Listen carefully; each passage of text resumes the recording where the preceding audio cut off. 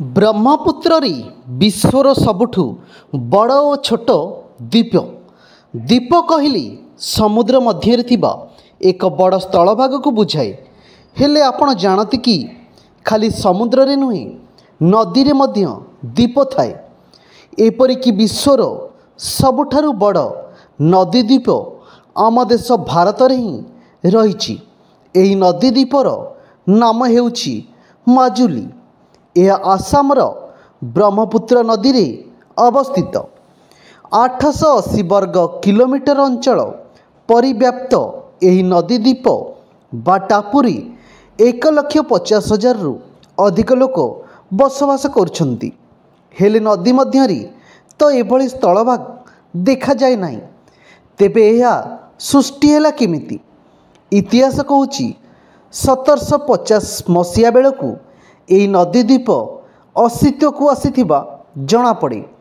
ସମୟ ଥିଲା ବ୍ରହ୍ମପୁତ୍ର ଓ ଏହାର ଉପନଦୀ ଦିହିଂ ସମାନ୍ତରାଳ ଭାବେ ପ୍ରବାହିତ ହେଉଥିଲେ। 1750 ମସିହା ପାଖାପାଖି ଏକ ଭୟଙ୍କର ବନ୍ୟା କାରଣରୁ ଉଭୟ ନଦୀ ଆସି ଗୋଟିଏ ସ୍ଥାନରେ ମିଶି ଯାଇଥିଲେ। ଫଳରେ ଉଭୟ ନଦୀ ମଧ୍ୟରେ ଏହି ସ୍ଥଳଭାଗ ସୃଷ୍ଟି ହୋଇଥିଲା। ସମୃଦ୍ଧ ସଂସ୍କୃତି ସାଙ୍ଗକୁ ଜୈବ ବିବିଧତା ପାଇଁ ମାଜୁଲି ସୁପରିଚିତ। ଏହି ଦ୍ୱୀପରେ ଜଳାଭୂମି, ନଦୀ ଓ ସ୍ଥଳଭାଗ ସମ୍ମିଶ୍ରିତ ଅରଣ୍ୟ ଓ ଜଳାଶୟ ଥିବାରୁ ଏଠାରେ ଅନେକ ପ୍ରକାରର ବନ୍ୟଜନ୍ତୁ, ବିଶେଷ କରି ବିଦେଶୀ ପକ୍ଷୀ ସମାଗମ ହୁଏ। ଏହି ଅଞ୍ଚଳରେ କେତେକ ବିଲୟମୁଖୀ ପକ୍ଷୀ ପ୍ରଜାତି ବାସ କରନ୍ତି। ଏହାଛଡ଼ା ଏଠାରେ ବିସ୍ତୃତ ଧାନକ୍ଷେତ୍ର, ବାଉଁଶ ବଣ, କଳଦୀ ବଣ ଓ ଆଖୁ କିଆରୀ ଆଦି ରହିଛି। ତେଣୁ ପର୍ଯ୍ୟଟକ ଓ ପ୍ରକୃତି ପ୍ରେମୀଙ୍କ ପାଇଁ ଏହା ଆକର୍ଷଣର କେନ୍ଦ୍ର ପାଲଟିଛି। ଏହି ସ୍ଥାନକୁ କୌଣସି ରାସ୍ତା ସଂଯୋଗ ହୋଇନଥିବାରୁ ପର୍ଯ୍ୟଟକମାନେ ଡଙ୍ଗାରେ ଏଠାକୁ ଆସନ୍ତି। ଦୁର୍ଭାଗ୍ୟବଶତଃ ଜଳବାୟୁ ପରିବର୍ତ୍ତନ ପ୍ରଭାବରେ ଏହି ନଦୀ ଦ୍ୱୀପ କ୍ଷୟ ହୋଇ ଧୀରେ ଧୀରେ ଛୋଟ ହେବାରେ ଲାଗିଛି।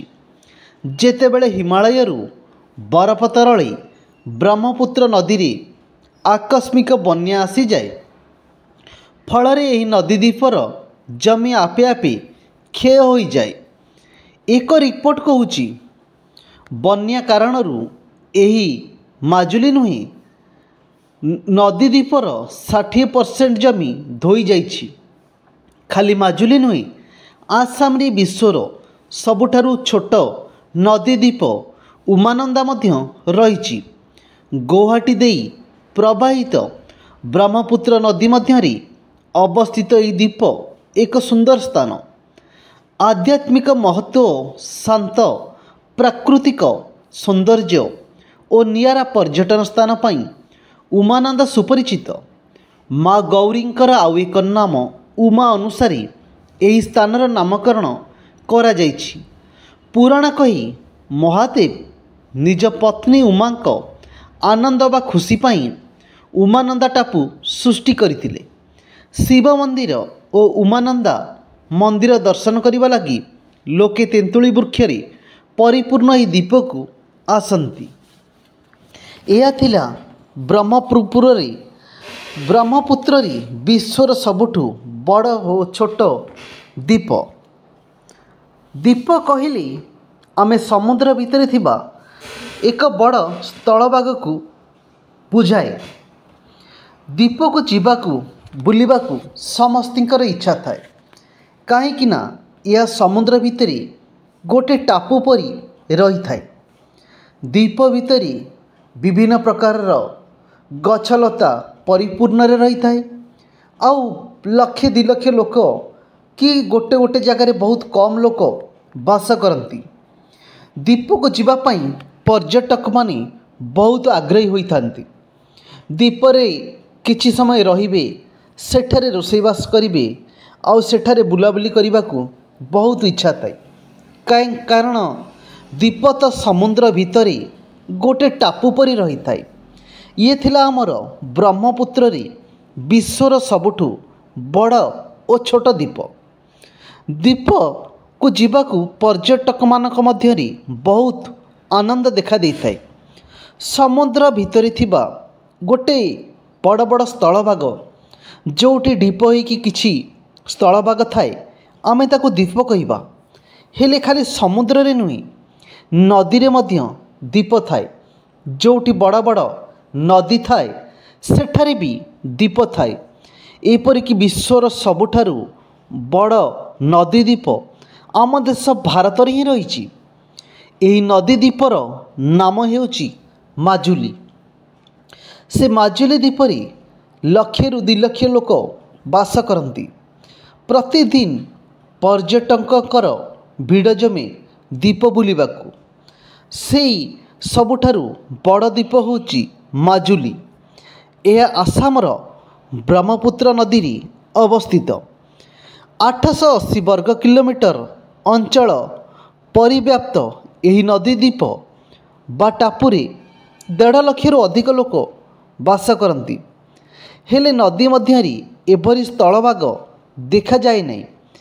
ତେବେ ଲୋକଙ୍କ ମନ ଭିତରେ ପ୍ରଶ୍ନ, ଏ ଯେଉଁ ସ୍ଥଳଭାଗ ଏ ସୃଷ୍ଟି ହେଲା କେମିତି? କି ନଦୀ ଭିତରେ ଏ ସ୍ଥଳଭାଗ ସୃଷ୍ଟି ହେଲା କେମିତି? ଠିକ୍ ସେ କେହି କହୁନାହାନ୍ତି, କିନ୍ତୁ ଇତିହାସ କହୁଛି 1750 ମସିହା ବେଳକୁ ଏହି ନଦୀ ଦ୍ୱୀପ ନିଜ ଅସ୍ତିତ୍ୱକୁ ଆସିଥିବା ଜଣାପଡ଼େ। ସମୟ ଥିଲା ବ୍ରହ୍ମପୁତ୍ର ଓ ଏହାର ଉପନଦୀ ଦିହିଂ ସମାନ୍ତରାଳ ଭାବେ ପ୍ରବାହିତ ହେଉଥିଲେ। ଦୁଇଟା ଯାକ ସମାନ ଭାବରେ ପ୍ରବାହିତ ହେଉଥିଲେ। ବ୍ରହ୍ମପୁତ୍ର ଓ ଏହାର ଉପନଦୀ ଦିହିଂ। 1750 ମସିହା ପାଖାପାଖି ଏକ ଭୟଙ୍କର ବନ୍ୟା ଆସିଲା। ଏହି ବନ୍ୟା କାରଣରୁ ଉଭୟ ନଦୀ ଆସି ଗୋଟିଏ ସ୍ଥାନରେ ମିଶିଲେ। ଫଳରେ ଉଭୟ ନଦୀ ମଧ୍ୟରେ ଏକ ସ୍ଥଳଭାଗ ସୃଷ୍ଟି ହେଲା। ଲୋକଙ୍କ ମନ ଭିତରେ ଏଇ ଯେଉଁ ପ୍ରଶ୍ନ ଥିଲା, କେମିତି ନଦୀ ଭିତରେ ଗୋଟେ ଟାପୁଟେ ହେଲା, କେମିତି ନଦୀ ଭିତରେ ଗୋଟେ ସ୍ଥଳଭାଗଟେ ହେଲା? ଦୁଇଟା ନଦୀ, ଗୋଟେ ବ୍ରହ୍ମପୁତ୍ର ଆଉ ତା'ର ଉପନଦୀ ଦିହିଂ ସମାନ ଭାବରେ ପ୍ରବାହିତ ହେଉଥିଲେ। ଯେତେବେଳେ 1750 ମସିହାରେ ଭୟଙ୍କର ବନ୍ୟା ଆସିଲା, ଦୁଇଟା ଯାକ ଏକାଠି ହେଲେ। ଫଳରେ ଗୋଟିଏ ନଦୀ ମଧ୍ୟରେ ସ୍ଥଳଭାଗ ସୃଷ୍ଟି ହେଲା। ସମୃଦ୍ଧ ସଂସ୍କୃତି ସାଙ୍ଗକୁ ଜୈବ ବିବିଧତା ପାଇଁ ମାଜୁଲି ସୁପରିଚିତ। ଏହି ଦ୍ୱୀପରେ ରହିଛି ପର୍ଯ୍ୟଟକକୁ ଆକୃଷ୍ଟ କରିବା ପାଇଁ ଜଳାଭୂମି, ନଦୀ ଓ ସ୍ଥଳଭାଗ। ସମ୍ମିଶ୍ରିତ ଅରଣ୍ୟ, ଜଳାଶୟ ଥିବାରୁ ଏଠାରେ ଅନେକ ପ୍ରକାରର ବନ୍ୟଜନ୍ତୁ, ବିଶେଷ କରି ବିଦେଶ ପକ୍ଷୀ ସମାଗମ ହୁଏ। ଏଠାରେ ବହୁତ ଭଲ ଜଳାଶୟ ଆଉ ଅରଣ୍ୟ, ଜଙ୍ଗଲ ଆଉ ବହୁତ ଭଲ ପରିବେଶ ଥିବାରୁ ସେଠାରେ ବିଭିନ୍ନ ପ୍ରକାରର ଜୀବଜନ୍ତୁ ଦେଖାଯାଆନ୍ତି ଆଉ ବିଦେଶୀ ପକ୍ଷୀମାନେ ସେଠାକୁ ଆସିଥାନ୍ତି। ଏହି ଅଞ୍ଚଳରେ କେତେକ ବିଲୟମୁଖୀ ପକ୍ଷୀ ପ୍ରଜାତି ବାସ କରନ୍ତି, ଯେଉଁ ପକ୍ଷୀକି ଆମେ ବାହାରେ ଦେଖିବାକୁ ପାଇବାନି, ଯେଉଁ ପକ୍ଷୀକି ଦିନକୁ ଦିନ ସଂସାରରୁ ଲୁପ୍ତ ହୋଇଯାଉଛନ୍ତି, ସେହି ବିଲୟମୁଖୀ ପକ୍ଷୀ ଏଠାରେ ବାସ କରନ୍ତି। ଏହାଛଡ଼ା ଏଠାରେ ବିସ୍ତୃତ ଧାନ କ୍ଷେତ୍ର ବି, ଧାନ ଚାଷ ବି ଅଛି।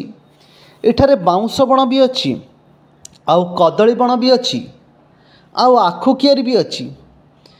ଏଠାରେ ବନ୍ୟଜନ୍ତୁ ଅଛନ୍ତି, ବିଦେଶୀ ପକ୍ଷୀ କିଛି ଅଛନ୍ତି। ଯେଉଁ ପକ୍ଷୀ ଗୁଡ଼ାକ ଲୋପ ପାଇଯାଉଛନ୍ତି ଏଠାରେ ଅଛନ୍ତି। ଏଠାରେ ଧାନ ଚାଷ ହେଉଛି, କଦଳୀ ବଣ ଅଛି, ଆଉ ଆଖୁ ଚାଷ ବି ହେଉଛି। ତେଣୁ ପର୍ଯ୍ୟଟକ ଓ ପ୍ରକୃତି ପ୍ରେମୀଙ୍କ ପାଇଁ ଏହା ଆକର୍ଷଣର କେନ୍ଦ୍ର। ଏହି ସ୍ଥାନକୁ କୌଣସି ରାସ୍ତା ନାହିଁ, କିନ୍ତୁ ପର୍ଯ୍ୟଟକମାନେ ଡଙ୍ଗାରେ ଆସନ୍ତି ଏହି ଜାଗାକୁ ବୁଲିବା ପାଇଁ।